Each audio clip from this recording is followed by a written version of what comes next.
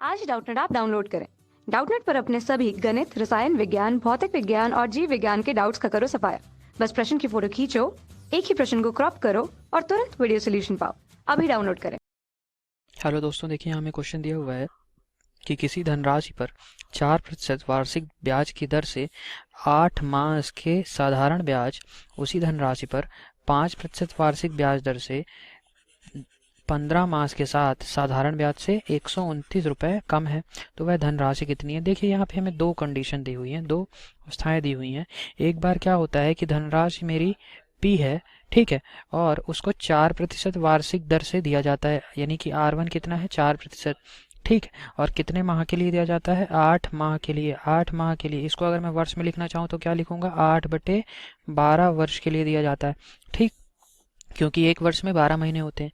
अब मुझे दोबारा क्या दूसरी बार क्या बोल रहा है कि उसी राशि को अगर मैं R2 यानी कि 5% वार्षिक दर से देता हूँ, ठीक है, तो कितने माह के लिए दे रहे हैं हम 15 माह के लिए दे रहे हैं, यानी कि इसको मैं क्या लिख सकता हूँ, एक वर्ष तो पूरा हो गया, बचे कितने 3 मंथ और, तो 3/1 सही 3/12 वर्ष, ठीक है। इसी को मैं क्या लिख सकता था 15/12 वर्ष, ठीक है, वही चीज है, ठीक। तो इसको और देखिए, अब मुझे क्या बोल रखा है कि दोनों से जो साधारण ब्याज आती है ना, तो पहले वाले कंडीशन पे जो ब्याज आती है वो इससे कितना कम है 129 रुपये कम है।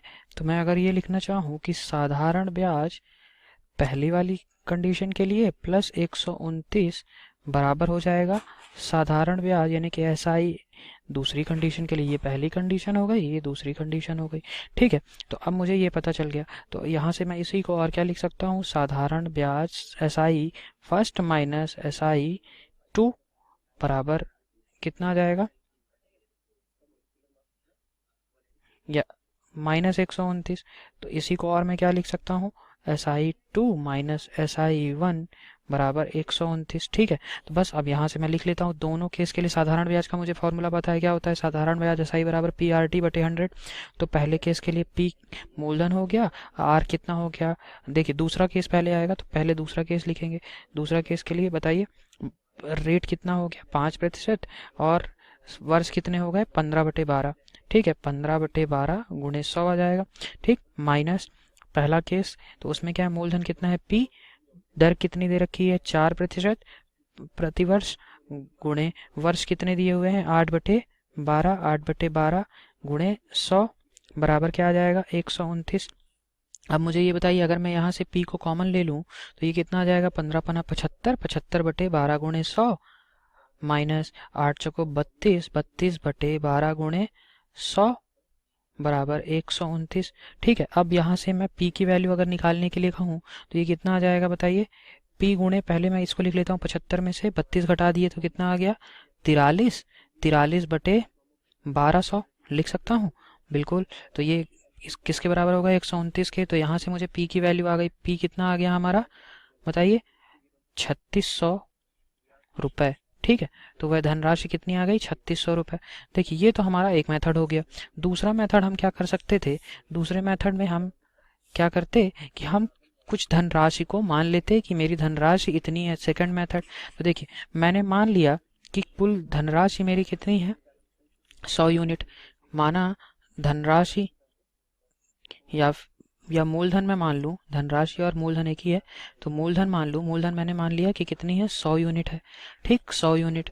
अब इस 100 यूनिट को मैं आपसे कहूँ कि मुझे दर दे रखी थी और माह दे रखे थे, तो ये 100 यूनिट किसी उसी तरीके से दर और उन्हीं माह के अनुसार क्या होगा डिवाइड होगा। तो कैसे करेंगे हम बताइए, पहले क्या हो रहा होगा, एक बार 8 माह के लिए 4% की दर से जा रही है, और यही 100 यूनिट 15 माह के लिए 5% की दर से दी जा रही है।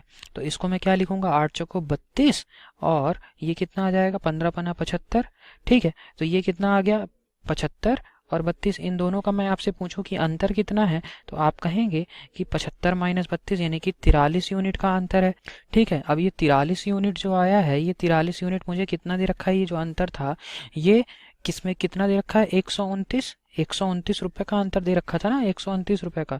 तो अगर मैं ये कहूँ कि एक यूनिट में कितना अंतर आ जाएगा बताइए एक यूनिट के लिए, तो आप कहेंगे 129/43, ठीक है। तो अब मुझे क्या करना था, कुल मूलधन मैंने माना था कि 100 रुपये है, ठीक है। तो ये 100 यूनिट के लिए कितना हो जाएगा बताइए। 100 यूनिट के लिए तो 129/43 गुणे, ये कितना आ जाएगा गुणे 100। ठीक है, तो ये कितना आ गया मेरा, देखिए ये आ जाएगा 300 रुपये।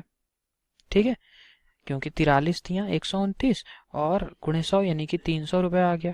तो अब मैं आपसे ये कहूँ कि ये ईयरली सम मेरा कितना हो जाएगा, यानी कि 12 महीने में सम कितना हो जाएगा। तो देखिए वार्षिक कितना हो गया यहाँ पे, क्योंकि हमें मासिक दिया हुआ था, माह में दिया हुआ था, तो वार्षिक ये कितना आ जाएगा बताइए। एक साल में 12 महीने होते हैं, ईयरली वार्षिक मूलधन बराबर कितना आ जाएगा बताइए।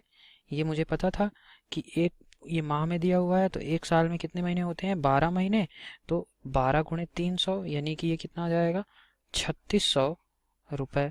ठीक है, ये मेरा दूसरा मेथड हो गया, ये मेरा आंसर आ गया। तो देखते हैं कौन सा ऑप्शन सही है। ऑप्शन नंबर डी हमारा सही उत्तर है। Thank you.